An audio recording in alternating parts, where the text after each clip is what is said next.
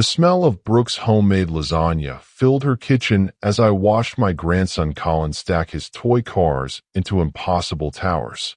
At 73, these Sunday dinners had become my favorite ritual. The warmth of family, the sound of laughter, the simple joy of being surrounded by people who actually wanted me around. Or so I thought. My phone buzzed against the oak table.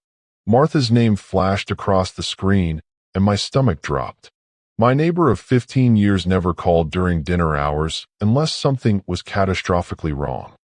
Before we continue, please subscribe to the channel and write in the comment what time is it where you're watching this. Samuel, I'm so sorry to interrupt, but someone is definitely inside your house right now. Her voice carried that urgent whisper people use when they're witnessing something they shouldn't. I can see shadows moving past your upstairs bedroom window. The lights keep flicking on and off. The fork slipped from my fingers, clattering against Brooke's grandmother's china plate. My house in Brookfield should have been completely empty. I'd only given spare keys to 2 people in this world, my daughter Brooke, who was standing right here mashing potatoes for Colin, and my son Marcus. Which meant, Martha, are you absolutely certain? I stepped toward the living room, lowering my voice. Could it be a reflection or, Samuel, I've been watching for 25 minutes. Someone is searching through your bedroom. Should I call the police? My throat went dry. No, don't call anyone yet. Let me figure this out. But my hands were shaking as I ended the call. Because if Marcus was in my house right now, if he was upstairs in my bedroom, then the test I'd been running for the past month was about to reveal something that would shatter what was left of my family. Dad, Brooke's voice cut through my spiraling thoughts. You look like you've seen a ghost. Everything all right? I turned back to see her concerned face, flowers still dusting her apron, genuine worry creasing her brow. My daughter. My sweet, caring daughter who'd invited me over every Sunday for the past 3 years, who'd never once asked about my money or my will or what would happen to the family business when I was gone. Unlike Marcus, 3 weeks ago, I'd done something I'm not proud of. I'd deliberately mentioned to my son that I kept important financial documents, including my will, in the bedroom safe. I'd watched his pupils dilate, watched him lean forward with sudden interest, watched him ask 3 follow-up questions about the safe's location. The hunger in his eyes had made me sick. Dad, you're scaring me, Brooke said, reaching for my arm. What's wrong? I forced my face into what I hoped looked like a reassuring smile. Nothing, sweetheart. Just work stuff. But inside, my mind was racing. If Marcus was in my bedroom right now, if he was trying to crack open my safe, then everything I'd suspected about my own son was true. My boy, the one I'd taught to throw a baseball, the one I'd walked down the aisle at his wedding, the one I'd bailed out of 3 failed business ventures, saw me as nothing more than a walking inheritance. Colin tugged at my pants leg. Grandpa Sam, are you going to eat your lasagna? It's getting cold. I knelt down and ruffled his hair, breathing in that sweet scent of childhood innocence. At least someone in this family loved me for who I was, not what I was worth. But Marcus had no idea what he was really walking into. He didn't know about the security cameras I'd installed last month. He didn't know I'd moved my real will from that safe weeks ago. And he certainly had no clue what I'd discovered about him that would change everything. The 20-minute drive back to Brookfield stretched ahead of me like an eternity, but I had one final surprise waiting for my greedy son. And this time, the joke would be on him. 6 months ago, when my father's manufacturing empire finally sold for $2.4 million after decades of legal battles, I thought I'd won the lottery. 3 generations of Henderson Steel Works, gone in a single transaction, leaving me with more money than I'd ever dreamed of having. But money, I quickly learned, changes people. Or maybe it just reveals who they really were all along. The vultures started circling within weeks. Distant cousins I hadn't heard from in 20 years suddenly remembered my birthday. Old friends began inviting me to expensive restaurants, then casually mentioning their financial struggles over dessert. Even my barber started asking about my retirement plans with a gleam in his eye. But the worst part? Watching my own children's reactions. Brooke had hugged me when I told her about the inheritance, tears in her eyes. "Dad, now you can finally relax. You've worked so hard your whole life." She'd never once asked how much it was worth or what I planned to do with it. When I offered to help with Colin's college fund, she'd actually tried to turn me down. "Save it for yourself, Dad. You deserve to enjoy it." Marcus, on the other hand, had started calculating before I'd even finished explaining. 2.4 million? His eyes had lit up like slot machines hitting jackpot. "Dad, that's incredible. Have you thought about investments? I know some guys who could triple that in a year. And you should definitely update your will. Estate taxes are brutal these days." The difference between my children hit me like a sledgehammer to the chest.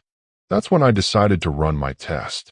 I told them both that I was thinking about philanthropy, about donating large portions to charity. Brooke had nodded thoughtfully, saying she was proud of me for wanting to help others. Marcus had turned pale and spent the next hour explaining why that would be fiscally irresponsible and how the money should stay in the family. Then came the safe conversation. 3 weeks ago, I'd casually mentioned to Marcus that I kept important documents in my bedroom safe: bank statements, insurance policies, and yes, my will. I'd watched him memorize every word, asking detailed questions about the safe's location, its model, even when I typically wasn't home. The hunger in his voice when he'd said, "You know, Dad, if anything ever happened to you, someone should know where these things are kept," had made my skin crawl. Brooke had never asked about any of it. Not once. Now, as Martha's words echoed in my head, "Someone is definitely inside your house right now," I knew my test was reaching its conclusion. If Marcus was upstairs in my bedroom, if he was trying to break into that safe, then I'd have my answer about which child truly loved me and which one saw me as a walking ATM. But Marcus had no idea that the real Will wasn't in that safe anymore. He had no clue about the security cameras recording his every move. And he certainly didn't know what I discovered about his recent financial troubles. Troubles that made my inheritance look like his only way out. 20 minutes had never felt so long, but I was about to find out exactly who my son really was. The conversation that changed everything happened on a Tuesday afternoon in my kitchen. Marcus had stopped by unannounced, something he'd started doing more frequently since learning about my inheritance, claiming he wanted to check on the old man. I'd been sorting through paperwork at the kitchen table when he walked in, his eyes immediately scanning the documents spread before me. "Dad, you really shouldn't leave important stuff lying around like that," he'd said, settling into the chair across from me with that concerned son voice he'd perfected. What if someone broke in? That's when I'd made my calculated move. "You're right, son.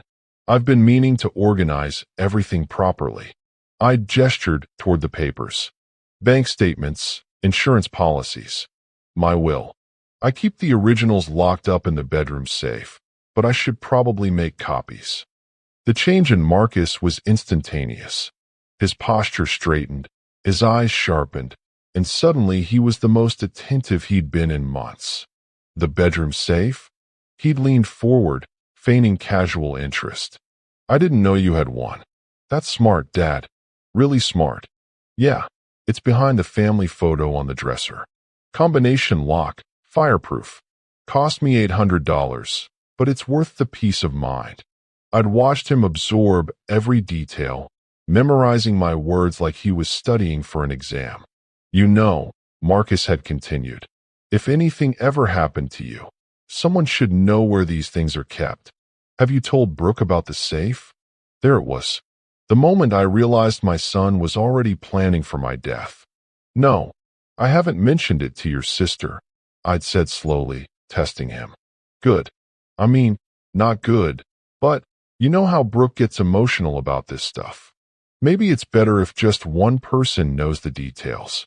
Less complicated that way. Less complicated. As if my death would be an inconvenience that required proper management. But this wasn't the first sign.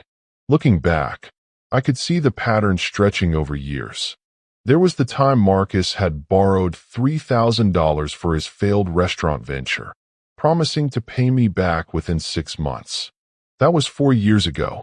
When I gently mentioned it last Christmas, he'd gotten defensive, claiming I was keeping score and that family shouldn't worry about money between them.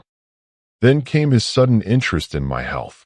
After the inheritance, Marcus started calling every few days to ask about my doctor appointments, my medication, whether I'd updated my living will. He'd even suggested I consider moving to a retirement community for safety reasons, conveniently located 20 minutes from his house instead of the 5 minutes from Brooks, where I'd actually prefer to be. Most telling was his reaction when I'd mentioned considering remarriage last spring. I'd been joking about a widow from my church who'd been bringing me casseroles, but Marcus had gone white as a sheet. Dad, you have to be careful. Some women target older men with assets. You could lose everything if you're not smart about this. Assets. Not happiness, not companionship, not love. Assets. I have to go. The words tumbled out of my mouth before I could stop them. Brooke looked up from wiping Colin's face, her expression shifting from confusion to concern. Go? Dad, you haven't even touched your lasagna. What's wrong? I fumbled for my keys, my mind racing faster than my hands could move. It's just, there's an issue at the house. Nothing serious. I'll call you later. An issue? She set down the napkin and moved toward me. Dad, you're shaking. What kind of issue? I couldn't tell her the truth. Not yet. Not until I knew for certain what Marcus was doing in my bedroom right now. Probably just a false alarm with the security system. I lied, hating myself for it. But I should check it out. Brooke's face softened with worry, the same expression she'd worn as a little girl whenever she thought something was wrong. Do you want me to come with you? Garrett can watch Colin. No, sweetheart. Stay here. Enjoy your evening. I kissed her forehead, breathing in the familiar scent of her lavender shampoo, the same brand her mother used to use. I love you.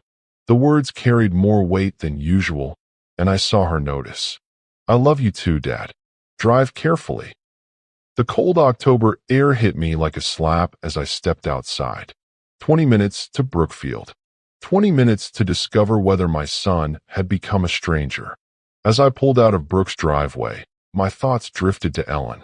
God, how I missed her during moments like these. She would have known what to do, would have seen through Marcus's behavior months ago. Ellen had always been the better judge of character between us. That boy has too much of his grandfather in him. She'd whispered to me once when Marcus was 12, after he'd been caught stealing money from Brooke's piggy bank. Watch him carefully, Samuel. Entitlement grows like weeds if you don't pull it out by the roots. I dismissed her concerns then. Marcus was just a kid making mistakes. But Ellen had seen something I'd missed, or maybe something I hadn't wanted to see. Raising them alone after her cancer took her had been the hardest thing I'd ever done. 2 teenagers, both grieving, both needing different things I wasn't equipped to provide. Brooke had thrown herself into school and helping around the house, becoming the little mother she thought we needed. Marcus had withdrawn, then rebelled, then seemed to find his footing in college. Or so I'd thought. The GPS showed 12 minutes remaining. My hands gripped the steering wheel tighter as 2 questions burned in my mind. Who exactly was moving around in my house right now? And why was my son, the boy I'd taught to ride a bike, the young man I'd walked down the aisle, the son I'd bailed out of every financial mess, betraying me when I needed his loyalty most? The streetlights of Brookfield came into view, each one bringing me closer to answers I wasn't sure I wanted to face. 3 more minutes until I discovered what kind of man Marcus had really become. I killed my headlights 2 blocks from home and coasted into the Walgreens parking lot across from my street. From here, I had a perfect view of my house and whoever was inside it. My hands trembled as I pulled out my phone. The security camera app I'd installed last month had seemed like overkill at the time, but now it felt like the smartest investment I'd ever made. The screen flickered to life, showing 4 different camera angles of my house interior. Kitchen, empty. Living room, dark. Hallway upstairs, motion detected 20 seconds ago. Bedroom, currently active. My heart stopped. There he was, my son, my own flesh and blood, standing in front of my dresser with the family photo pushed aside, frantically working the combination on my safe. Marcus had changed from his usual business attire into dark jeans and a black hoodie, like some kind of common burglar. His face was illuminated by the flashlight app on his phone, casting harsh shadows that made him look like a stranger. Every few seconds, he'd glance toward the bedroom door, paranoid and guilty. I watched him spin the dial left, then right, then left again. Wrong combination. He cursed. I could see his lips move even though there was no audio, and tried again. My phone buzzed with a text from Martha next door. Still seeing movement upstairs. Should I call police now? I typed back quickly. Give me 5 more minutes. Don't call anyone yet. Through my windshield, I could see Martha's living room curtains twitching. She was watching too, probably wondering why I hadn't rushed inside to confront the intruder. If only she knew the intruder was my own son. On the camera feed, Marcus had moved away from the safe and was now pulling out dresser drawers, dumping the contents onto my bed. My socks, my underwear, my personal letters, everything scattered like trash. He rifled through my nightstand, tossing aside prescription bottles and old photographs without a glance. This wasn't just about the will anymore. He was searching for anything valuable, anything he could use. Bank statements, investment accounts, insurance policies. The desperation in his movements told me everything I needed to know about his financial situation. Then he found something that made him pause. An envelope I deliberately left in the bottom drawer, marked urgent, attorney's office, in red ink. I watched him tear it open with shaking hands, his face falling as he read the fake document I'd planted weeks ago. A letter supposedly from my lawyer about revising my will to leave everything to charity. The look of rage that crossed his features made me sick. This was my son, the boy I'd taught to play baseball, and he was furious at the thought of me donating my own money to help others.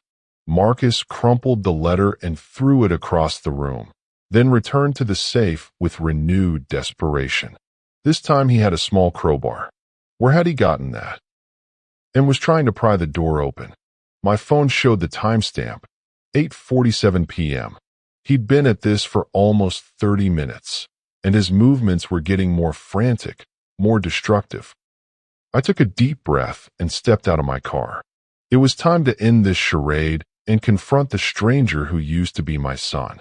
Time to see exactly how far Marcus was willing to go to get his hands on my fortune. I used my key as quietly as possible, easing the front door open just enough to slip inside.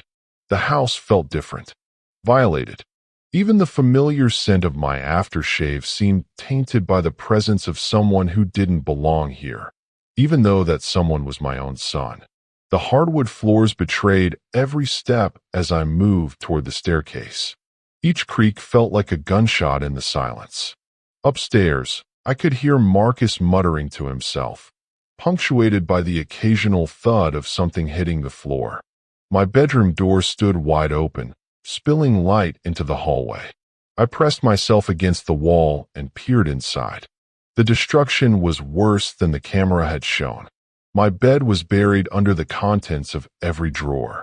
Photo albums lay scattered across the floor, including pictures of Marcus as a child.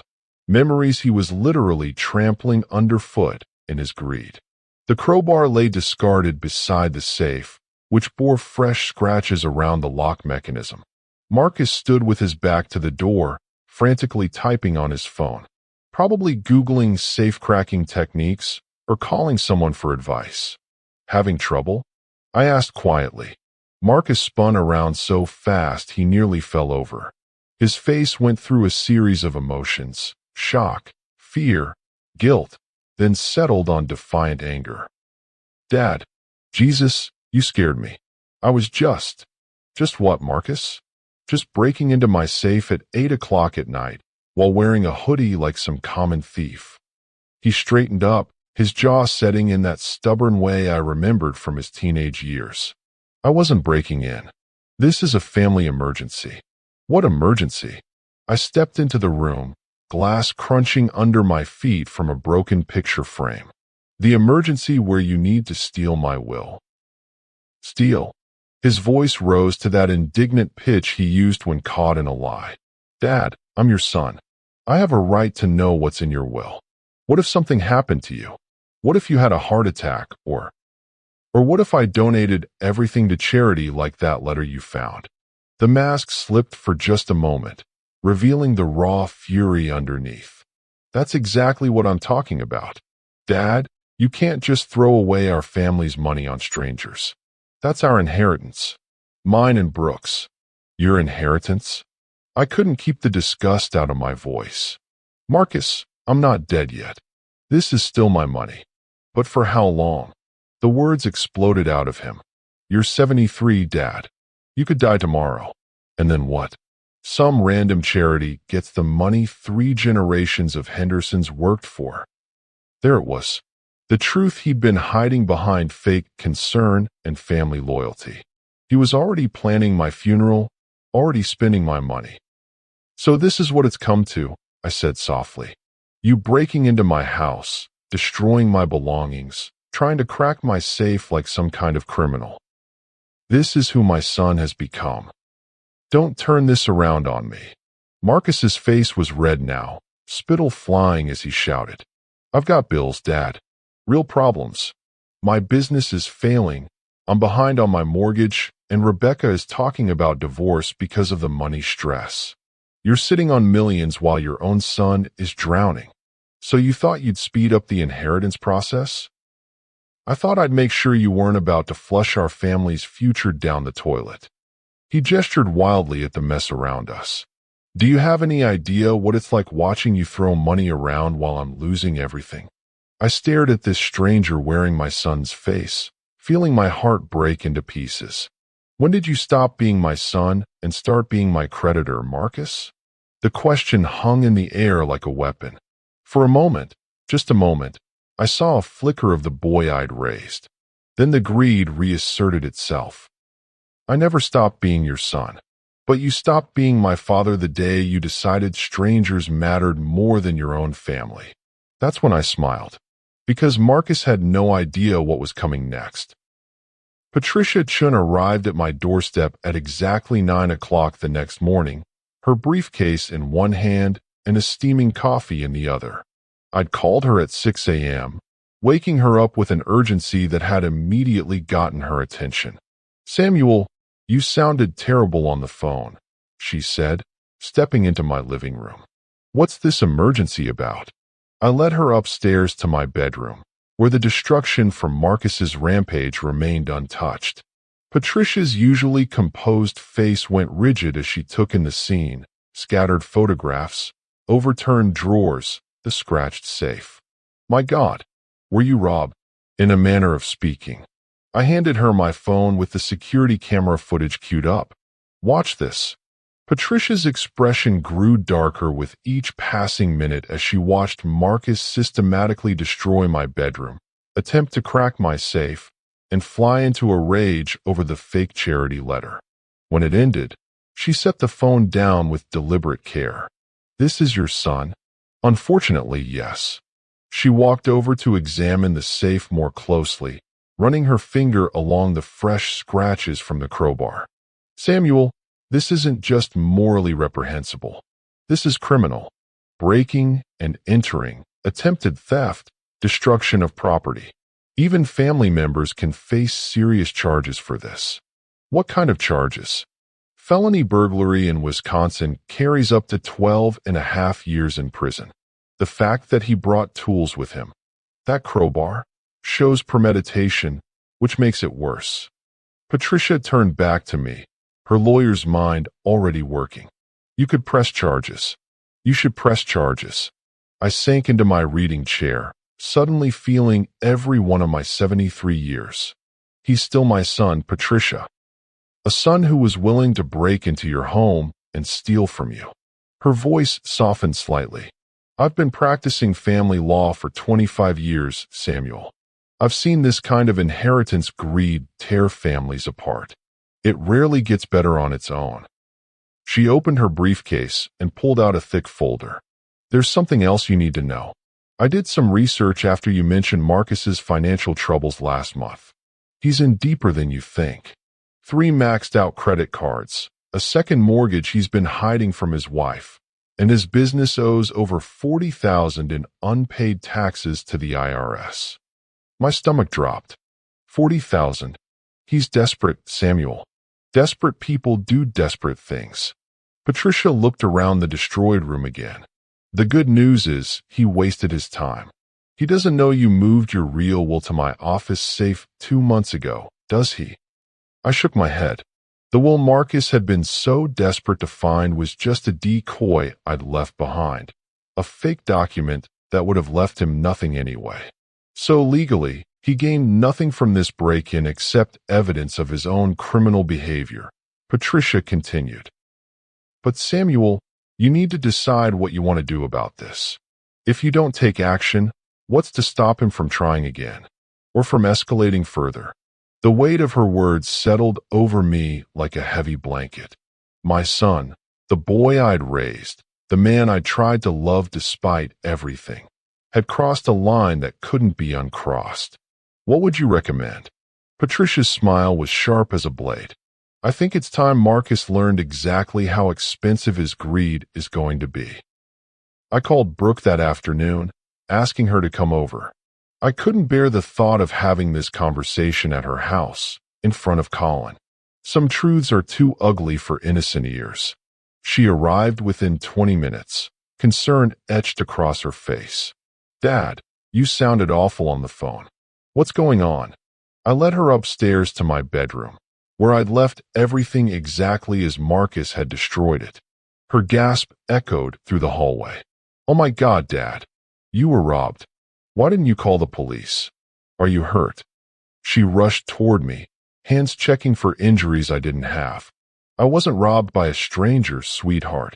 Her brow furrowed. What do you mean? Instead of explaining, I showed her the security footage on my phone. I watched her face change as she recognized her brother.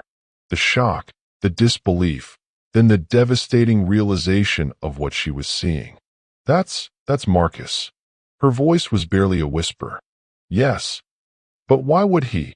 She stopped mid-sentence as understanding dawned. The inheritance. He was looking for your will. I nodded, feeling ancient. Brooke sank onto my bed, pushing aside scattered photographs. How long have you suspected? Months. I've been testing both of you, trying to figure out who cared about me and who cared about my money. Her eyes filled with tears. And what did you discover about me? That you're your mother's daughter. That you love me, not my bank account. The sound of footsteps on the stairs interrupted us. Marcus appeared in the doorway, still wearing yesterday's clothes, looking like he hadn't slept. Dad, I came to apologize. He stopped when he saw Brooke sitting among the wreckage. What's she doing here? She knows Marcus. I held up my phone. She's seen the footage. The color drained from his face. Brooke, it's not what it looks like. It's not. She stood up, her voice shaking with emotion. Because it looks like my brother breaking into our father's house and trying to steal from him. I wasn't stealing.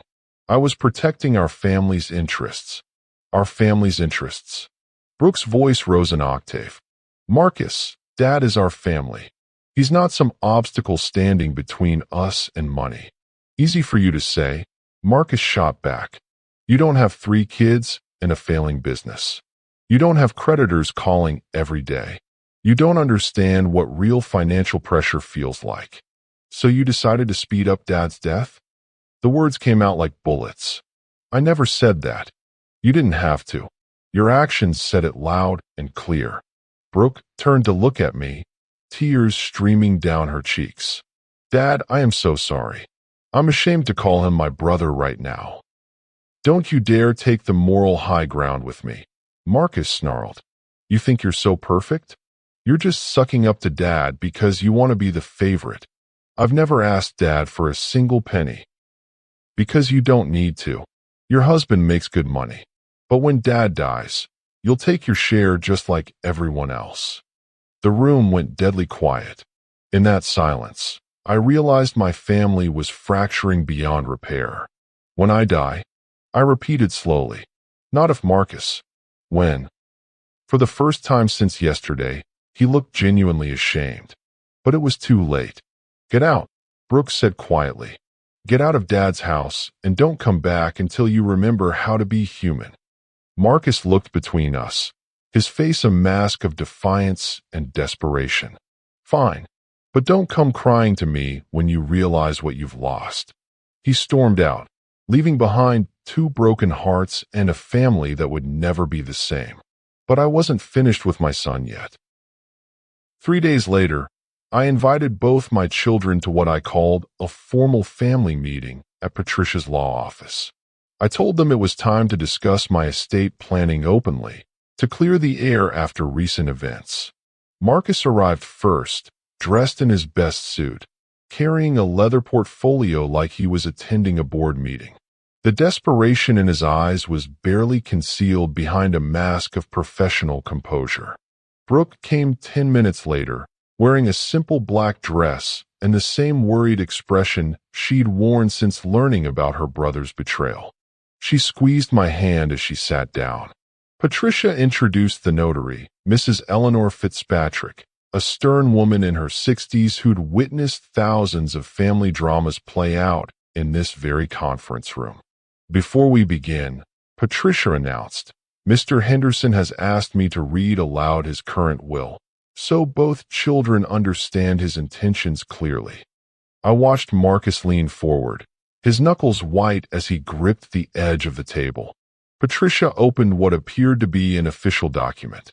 This is the will of Samuel Robert Henderson, dated March 15th of this year. What she read was masterfully crafted fiction. According to this fake will, I was leaving 60% of my estate to Marcus, 30% to Brooke, and 10% to charity. It was exactly the kind of unequal distribution designed to create maximum family chaos. Brooke's reaction was immediate and telling. She looked confused, hurt, but remained silent. She didn't interrupt, didn't argue, didn't demand explanations. She simply sat there, processing what she believed was her father's decision. Marcus, on the other hand, erupted. 60%. His voice cracked with indignation. Dad, that's barely fair. I'm your son, your namesake. Why should Brooke get 30% when she's never had to struggle like I have? Marcus, Brooke whispered, please don't. No, this is important. He turned to Patricia. Is this legally binding? Can this be contested? What about the business assets versus liquid assets? Mrs. Fitzpatrick raised an eyebrow, but said nothing. And furthermore, Marcus continued, his greed now completely unleashed. Why is 10% going to charity at all? That's family money. Dad, you could live for another 20 years. What if you need that money for medical care? The irony wasn't lost on me. 3 days ago, he'd been desperately trying to crack my safe, and now he was arguing that I might live too long. I think, Brooke said quietly, that Dad should give his money to whoever he chooses. It's his money. Marcus whirled on her. Of course you'd say that. You're getting 30% for doing nothing while I'm drowning in debt. I never asked for anything, she replied, her voice steady despite the tears in her eyes. Because you don't need to ask. You're the perfect daughter who never makes mistakes. Patricia cleared her throat.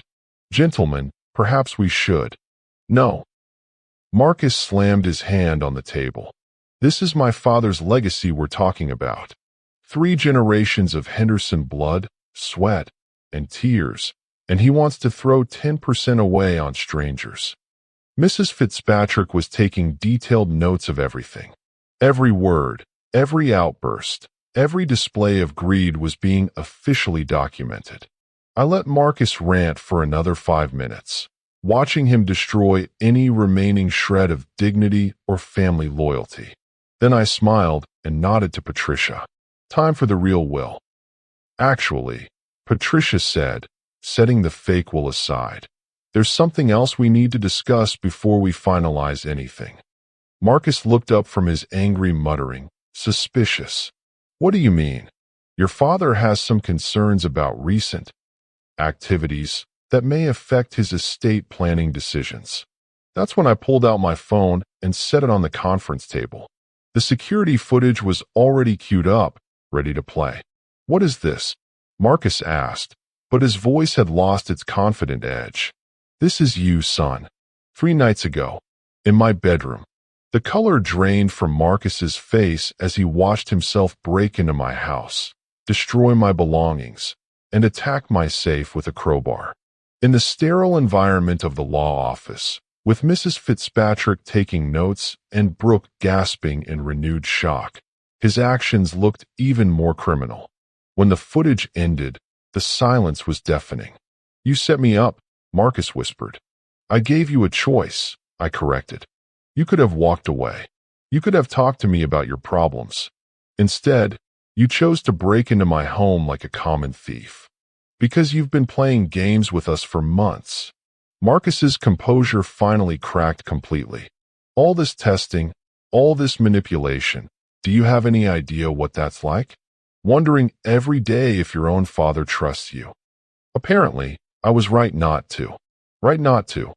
Marcus shot to his feet, his face red with rage. Dad, I'm drowning. Do you understand that? I'm 42 years old, and I'm failing at everything. My business is bankrupt, my marriage is falling apart, and I haven't slept through the night in 6 months because of stress. Brooke reached toward him. Marcus, we could have helped. With what? He spun toward her, tears streaming down his face now. With your teacher's salary and your perfect little suburban life? I needed real money, not sympathy. So you decided to steal it from your father? Patricia's voice was ice cold. It's not stealing if it's going to be mine anyway. Marcus shouted.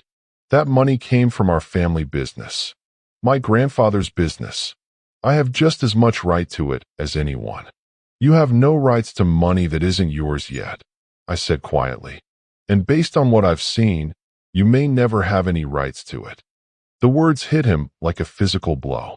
Marcus staggered backward, gripping the back of his chair. You can't cut me out completely. I'm your son.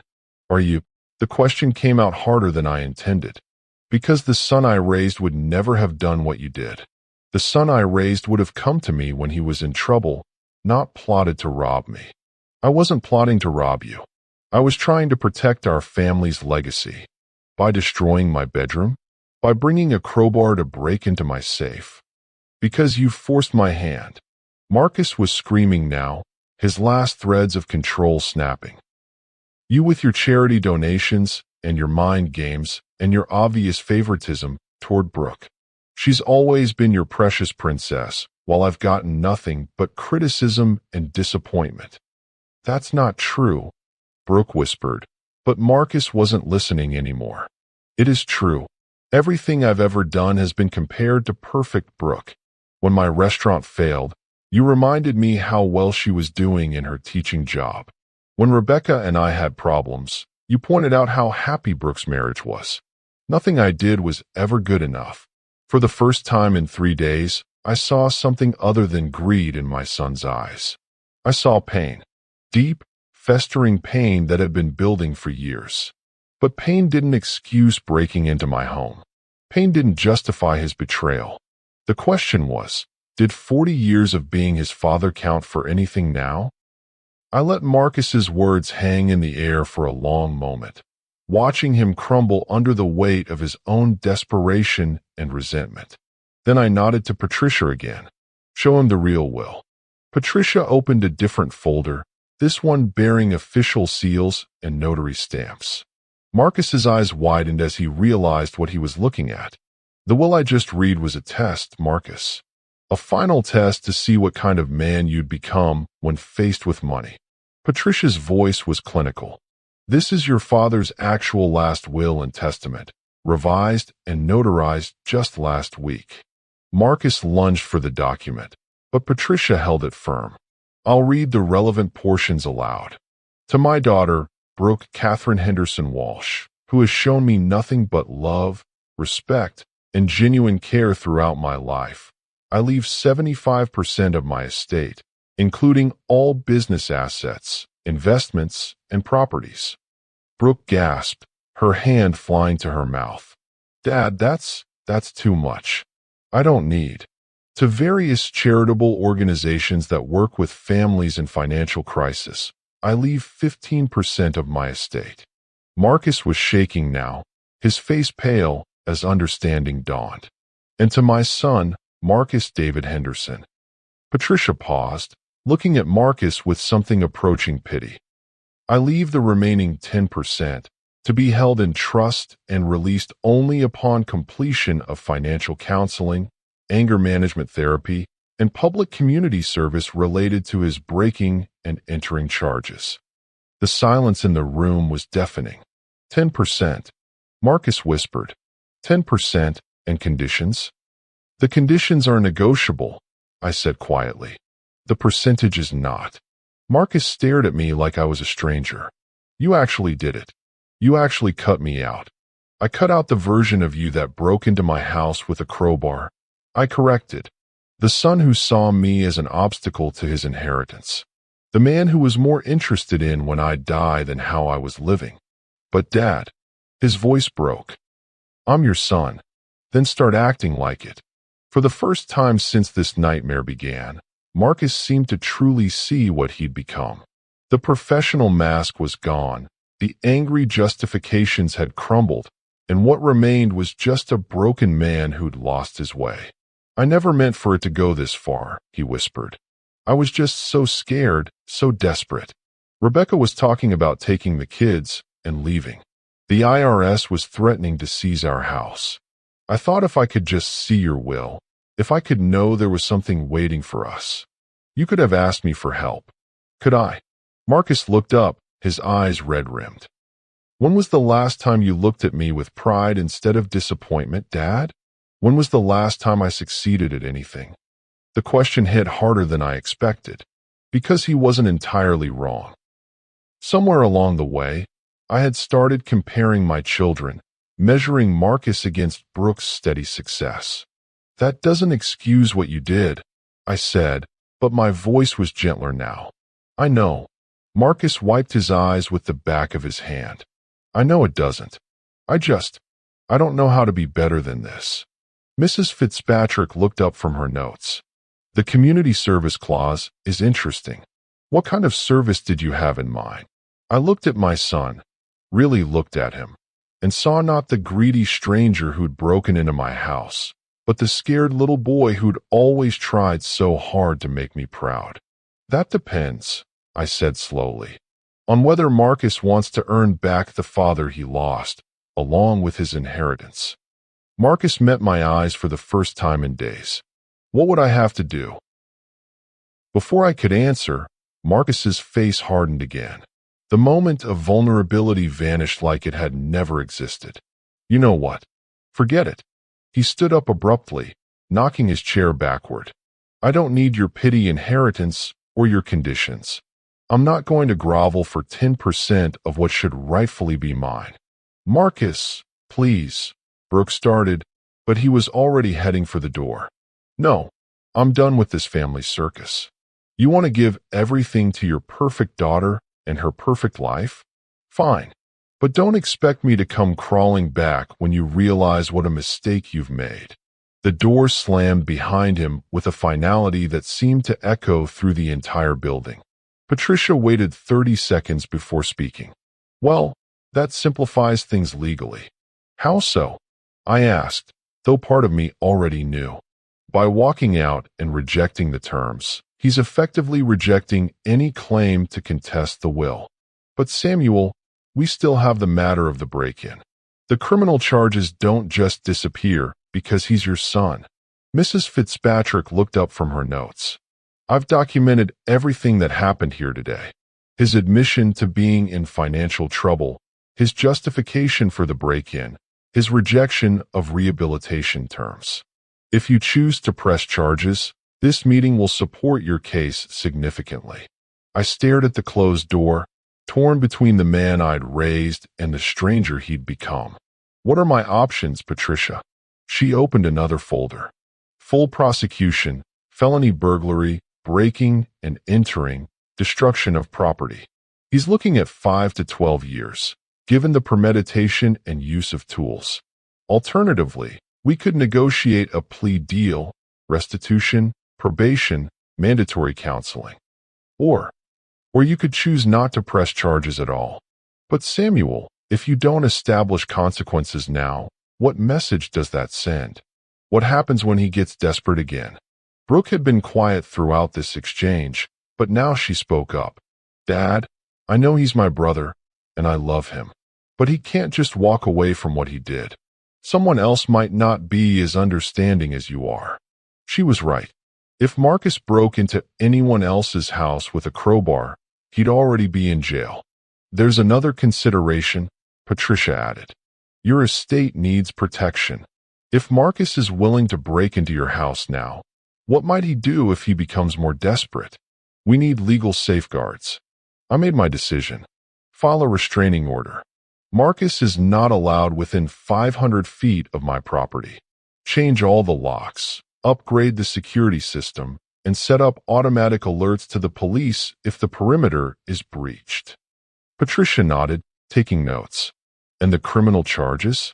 I thought about 40 years of fatherhood, about teaching him to ride a bike, about proud moments at his high school graduation, about the man I'd hoped he would become. Suspended charges, pending his behavior over the next year. If he stays away, if he doesn't contact me or attempt to access my property, if he gets help for his problems, then we let it go. But if he violates any of these conditions, full prosecution, Patricia finished. I think that's wise. It protects you while giving him one final chance to do the right thing. Mrs. Fitzpatrick sealed the will documents. Your estate is now legally protected, Mr. Henderson. Your daughter's inheritance is secured, and the charitable donations are irrevocable. As we left the law office, Brooke slipped her arm through mine. Dad, are you okay? I know this was hard. I lost my son today, I said quietly. But I discovered I have a daughter who truly loves me. You haven't lost Marcus forever, she replied. People can change if they want it badly enough. Maybe she was right, but I wouldn't be holding my breath. The drive home was quiet, but for the first time in months, I felt at peace. My fortune was protected, my legacy secure, and my real family safe. Justice, it turned out, sometimes looked like letting go. 6 weeks later, I was watching Colin build another impossible tower of toy cars when my phone rang. For a split second, my heart jumped. Muscle memory from that terrible Sunday evening that changed everything. But this time, it was Marcus. Dad. His voice was different. Quieter. Less desperate. I know I'm not supposed to call, but I wanted you to know. I started seeing Dr. Catherine Morrison, the therapist Patricia recommended. I set down my coffee, surprised by the flood of emotions his voice triggered. How's it going? Hard. Really hard. She's making me look at things I've been avoiding for years. He paused. I wanted to apologize. Not because I want anything from you, but because you deserved better from your son. Through Brooke's kitchen window, I watched her tend to her small garden, the same methodical care she'd always shown everything in her life. My daughter, who'd never asked for a single penny, now inheriting the majority of everything I'd worked for. Marcus, are you getting the help you need? With the finances, the marriage counseling? Rebecca and I are trying. Dr. Morrison says the money problems were symptoms, not the disease. The disease was me feeling like I was never good enough, so I kept trying to prove my worth with success instead of just being a good person. Over the past month and a half, I'd had time to reflect on his words from that awful day in Patricia's office. Maybe I had compared my children too much. Maybe I had made Marcus feel like he was always falling short. Son, I want you to know something. The conditions I set, they weren't meant to punish you forever. They were meant to give you a chance to become the man I always believed you could be. I know, Dad, and I'm trying. I really am. After we hung up, I found myself thinking about legacy. Not the financial kind. That was secure now, protected by lawyers and legal documents. But the human kind. The lessons we pass down, the love we leave behind, the relationships that survive even our worst mistakes. Colin toddled over and climbed into my lap, his small hands sticky from the cookies Brooke had baked. This was my real inheritance. Sunday dinners filled with laughter, grandchildren who knew their grandfather not by his bank account, but by his presence, a daughter whose love was unconditional and pure. Grandpa Sam, Colin said, Mommy says you're the best daddy in the whole world. I looked over at Brooke, who was smiling at us from the doorway, flower in her hair and contentment in her eyes. She'd used her first inheritance payment to establish a college fund for Colin and donate to the local food bank. True to character until the end. That evening, as I drove back to my house, now properly secured, locks changed, security upgraded, I thought about that phone call from Martha that started it all. One neighbor's concern had unraveled months of deception and revealed the true hearts of my children. Marcus still had a long road ahead. Maybe he'd find his way back to being the son I'd raised. Maybe he wouldn't. But I'd given him the tools and the time to figure it out. As for me, I had everything I needed. A daughter who loved me for who I was. A grandson who brought joy to my Sundays. And the peace of knowing that when my time came, my legacy would be in the right hands. That night proved who truly stood by my side. Not for my money, but for me. Drop a comment below and let me know what you think about this story, and don't forget to hit that subscribe button and ring the notification bell, because I've got more tales of family secrets, shocking revelations, and justice served cold coming your way. Until next time.